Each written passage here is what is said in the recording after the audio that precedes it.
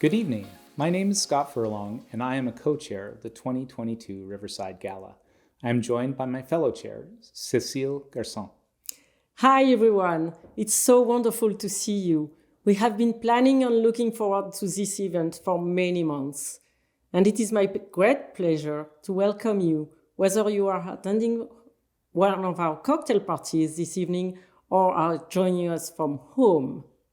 This is Riverside's biggest fundraiser of the year, and with your generous support, we are raising funds for Riverside's child mental health and family services in Cambridge, Somerville, and nearby cities and towns. The need for Riverside services is at an all-time high, and we really appreciate that you are with us this evening. We ask you to do three things tonight.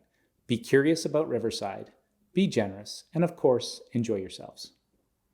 Tonight, we will hear from Riverside CEO Marcia Medley, and we are pleased to be honoring the legacy of Scott Buck, Riverside's founder and longtime CEO who died last August. We will also hear from a person who receives services from Riverside. And don't forget, we have an online auction, which is underway and will conclude at 8:30 tonight. Yes, and there are fantastic auction items, dinners, weekend getaways, wine tastings, sports tickets, and more.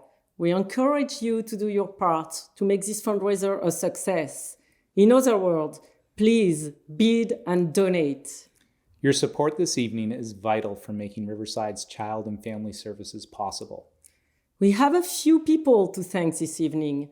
Special thanks to our presenting sponsor, United Way of Massachusetts Bay and Merrimack Valley. And to our guardians, Needham Bank, Ellis Seidman, and Jenny Netzer. We so appreciate the support of all our sponsors.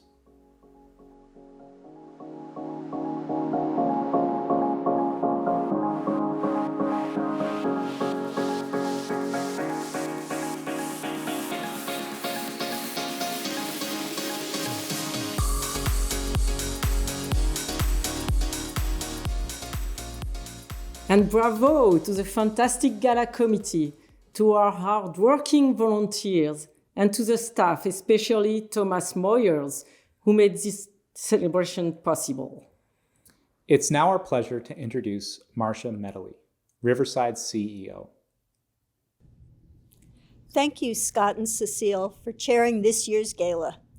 My name's Marcia Medley, and I'm the CEO of Riverside Community Care. And thank you to the wonderful gala committee and to all of you at parties around town and at home. The Greater Cambridge-Somerville community has a very long history of supporting Riverside child, mental health, and family services, starting with the Guidance Center and the Somerville Mental Health Association, organizations that merged with Riverside more than a decade ago. We literally could not do this without you, so thank you. The last couple of years have been like no other at Riverside. The continuing pandemic and a dramatic increase in need for our services has resulted in unprecedented challenges in providing services to all who need them. But even with all the challenges, we have successes to report.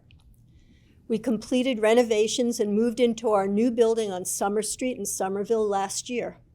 I can't overemphasize the importance to the local community of our owning this building, which we will be naming the Scott M. Bach Center for Behavioral Healthcare and Family Services. Scott worked tirelessly to secure this building before his passing. If we had not been successful, we were at imminent risk of having to move important outpatient mental health and family services out of Cambridge and Somerville. But we will now be able to provide a range of adult, child, and family services locally for many years to come. Because we had to move quickly, we are continuing to fundraise to complete this project. Also, we recently announced our partnership with Lesley University, and this summer we'll be opening a new Riverside Outpatient Center in Cambridge on the Lesley campus. The new center will serve Lesley students and Cambridge neighbors. This is great for Cambridge, great for students who will have improved access to mental health services, and great for clinicians in training who will intern at our new center. This is a groundbreaking collaboration between a university and a nonprofit behavioral health provider, and I wouldn't be surprised if it's replicated around the country. I became CEO of Riverside last July after Scott Bach stepped down from his role as CEO for health reasons. It was my great honor to work collaboratively with Scott to lead Riverside for nearly 28 years, and to now continue Scott's remarkable legacy of providing exceptional services, promoting a culture of caring and respect for both staff and people served, and of innovation, things Riverside is widely known for. I'm pleased to welcome a few others who will share their recollections of Scott's legacy and where the organization is today, especially as it pertains to our kids and family services in Cambridge, Somerville, and surrounding cities and towns.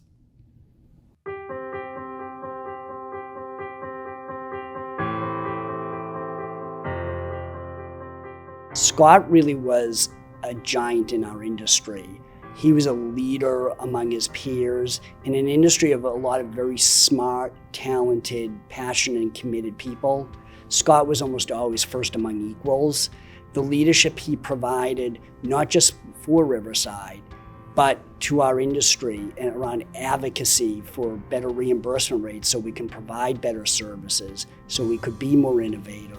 When I think of Scott, the one thing that comes to mind, many things come to mind, but one of the biggest for his legacy is our new building in Somerville. In the new building, we provide trauma-informed, evidence-based mental health services that are culturally sensitive to children and families. Programs range from outpatient services all the way to day treatment centers like our Life Skills. And the great thing about it is right down the street, we have a number of our early childhood programs, such as early intervention and early Head Start. So in our division, we really serve a range of pregnant moms all the way through parents of the teens and transition age youth that we serve. Here's a story illustrating the impact of Life Skills, about a youth who came to us with a history of trauma. She had difficulties coping and was struggling in school. She came to our program displaying a lot of anger. The team has a lot of expertise and was able to engage her in individual sessions and in groups. She eventually opened up and worked with our clinicians to process her trauma and developed coping skills. Scott had this way of making everyone feel valued. He quickly got us, the new human service worker bees, to buy in to his mission, really, of making behavioral health care accessible, community-based, culturally respectful, and delivered with dignity. He was a force of nature. He was a man that it was nearly impossible to say no to, and he tried really hard not to say no in return. The depth of services available for children and families in Cambridge now, as a result of the merger of Riverside and the Guidance Center under his leadership, is a direct legacy of his for the community.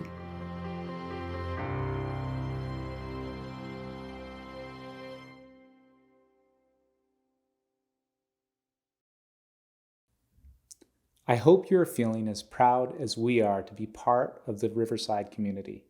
I'm honored and humbled to introduce Kayla, who will share her family's experience with Riverside.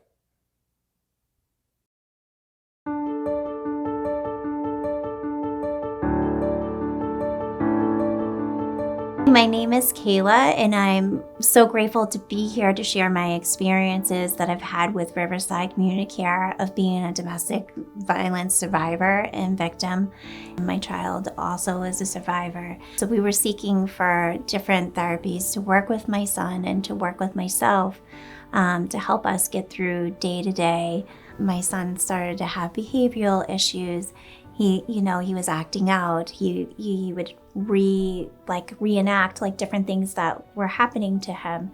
And so Riverside came in and they helped him deal with his feelings, coping skills, just being able to speak his words and how he felt, and just understanding him more. What I noticed about Riverside is that they offered so many resources, much more than any other therapy company out there. So I had a really good experience of using those resources, both for my child and myself. And it's just been amazing to have them as a staple in our lives. I was able to join a domestic violence group for women, which was so helpful because I got to talk to other people that have been through similar situations that I have been through. And it was so nice to get a different perspective and to know that, you know, I'm not alone and everyone can help everyone. So it was very helpful. My child has a lot of medical needs, so I can't really go off and do my own outpatient, so telehealth has actually helped out, so I am able to do my therapy while my child's in school. So it is pretty amazing to have that. Riverside has actually helped me to become an advocate myself. So I have a couple of other groups that I work with of domestic violence survivors and victims, both men and women, and definitely there are children involved, unfortunately. But it's helped me to reach out to others. It's helped me to navigate others and them to help me also along the way. And I always recommend and use Riverside as a referral. And it's great because I think more people from my group have also utilized Riverside too. My child and I are doing very well today. We can thank Riverside Community Care for helping us out, for giving us the coping skills. It's just amazing, like where we are today as compared to where we were a little bit before the pandemic. Riverside has definitely played a big role in that.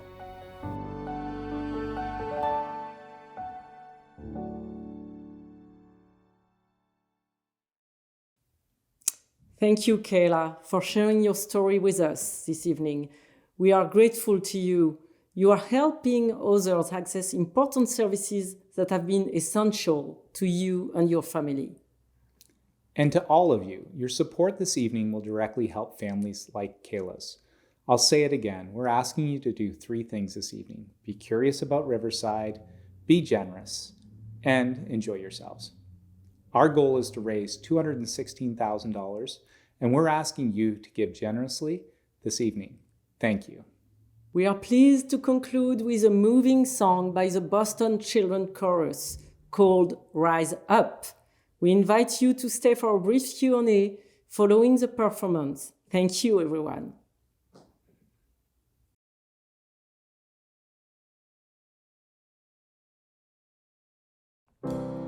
Broken down and tired of living life on a merry-go-round. You can find